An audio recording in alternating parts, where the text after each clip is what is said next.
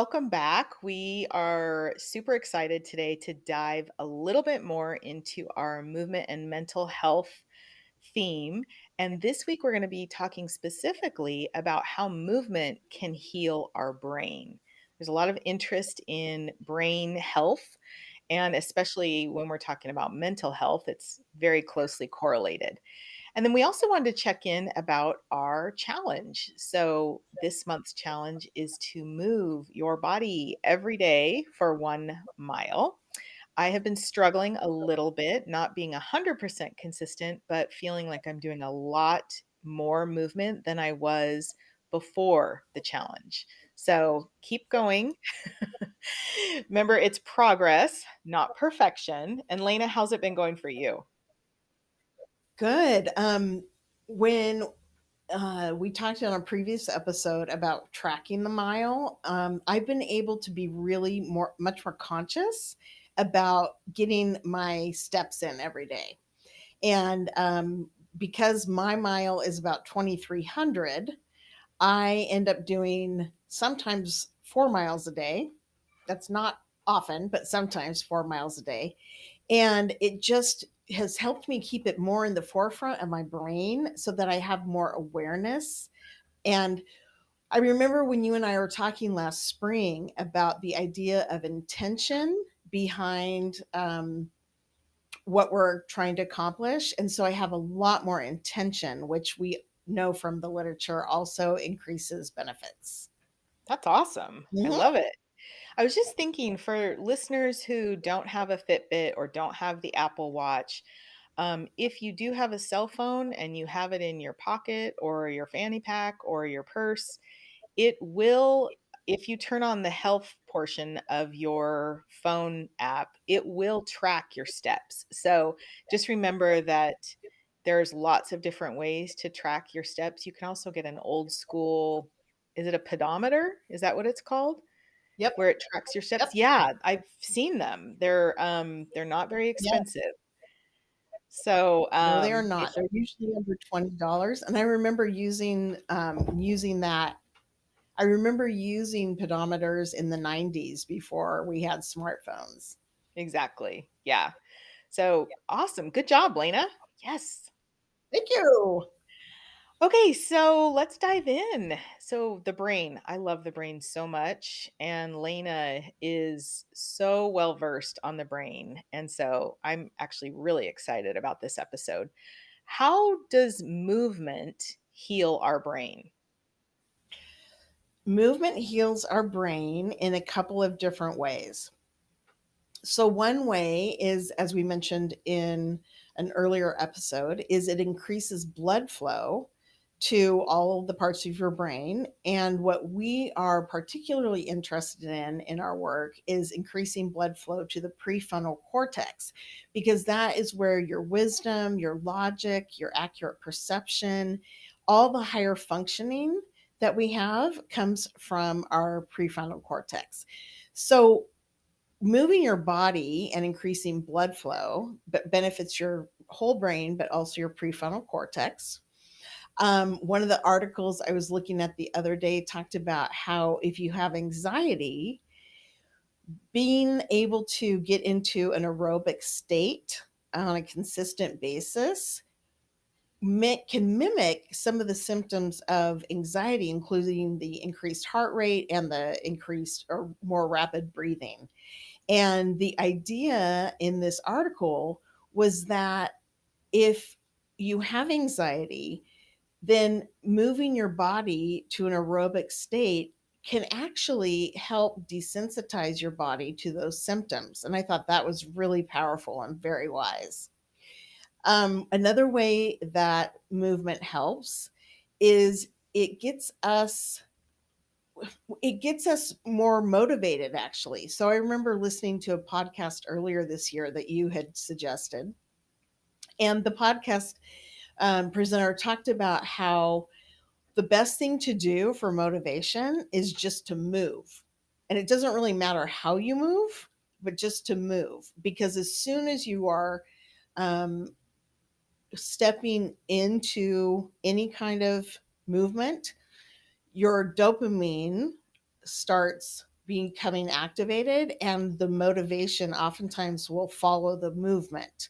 And that's a little backwards than what we've thought for centuries. So we usually think that we have to be motivated to move in order to move.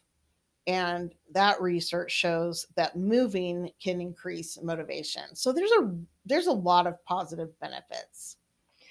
Thank you. I was also struck by the research as we were preparing for this episode that talked about myelination. And we talked about myelination in our last episode. It's kind of the way the brain wraps those neural pathways in fat to create a shortcut. Mhm. So not only does movement help with hormones and so forth, but it actually makes our myelination process faster and more efficient. Yes. So even if we're working on a different habit, like reducing the amount of time we're online or reducing drinking or reducing yelling, right? Uh-huh. For those of us who are in families and might feel triggered by different parenting moments, we can actually form all of our habits quicker when we have movement in our life because that myelination process, it's not just myelinating the movement neural pathways for us, it's myelinating a lot of different behaviors for us in a more efficient way. Isn't that so powerful? It is. I find that the more I understand the brain, the better I am at using it in a way that works for me. And Mhm. it's so rewarding to understand the whys for these different things, because when I understand the why and I understand the benefit of micro habits, I can be on my way to changing things. Absolutely. There's also really interesting research linking a reduction in some disease and some, especially motor diseases and illnesses that affect our motor skills, reducing some of the symptoms of that. And so, since some of those diseases or ailments are originating in the brain, moving will absolutely help reduce symptoms of any illness that is in the brain, obviously. So there Mhm. it's really inseparable, movement and the brain. Um, and then there's Absolutely. also oh, go ahead. I was just thinking about a client of mine from maybe 6 or 7 years ago who, has a diagnosis of, multiple sclerosis, MS, and I ran into her at the grocery store about 4 years after we completed our work together, and she when I asked how she was doing, she said, "Great." She actually started, running 5Ks, and so, in order to maintain, she liked to do it regularly. So, in order to maintain her training, she was moving her body every day. And I know that this is not the case for all people with autoimmune diseases. I do know this. But for her, the moving of the body on a consistent basis helped to reduce the symptoms of MS. And I really thought that was such a miracle and so powerful. That is. I'm also aware, of course, because we have children and we are constantly trying to come up with ways that we can improve our parenting and, of course, improve one generation to the next, right? And the research on daily exercise and children is super interesting because it shows that it increases gray matter in the brain. And gray matter is where the information travels in the brain. So it also is improving their cognitive and motor functioning. And so, we've all seen anecdotally people who grew up exercising from a small age. They tend to be more coordinated. They tend to be able to move their body and use their motor skills in a very impressive way. But the cognitive benefits are really amazing. And so if you're concerned about your own or your children's cognitive abilities, moving your body is one of the best gifts you can give to yourself.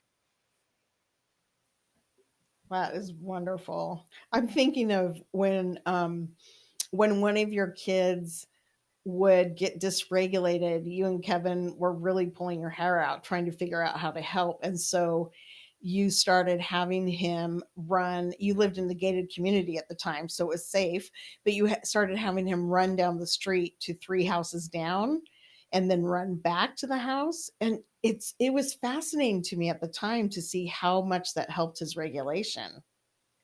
Yeah, that's funny. I forgot about that. Thanks for reminding me about that. Well, it's interesting too Yeah. because we've been going to family therapy the last few months to try and reduce sibling arguments and to kind of find ways that we can be closer as a family. And one of the things that we agreed on as a family, including the children, is that the consequence for maladaptive behaviors, where you would maybe yell at your sibling or push your sibling, is sit-ups and push-ups. And while that's not aerobic, it seems to be really helpful because it is expending energy. And plus it helps Kevin and I, where we don't need to yell. We have a set consequence. It's all typed up and it's on the refrigerator so that we don't forget what the agreed upon consequence is of that breach within the family. And I've noticed when my health has allowed me to spend more time at your house in the last 6 months, that there is a lot more um, emotion regulation in all of your kids.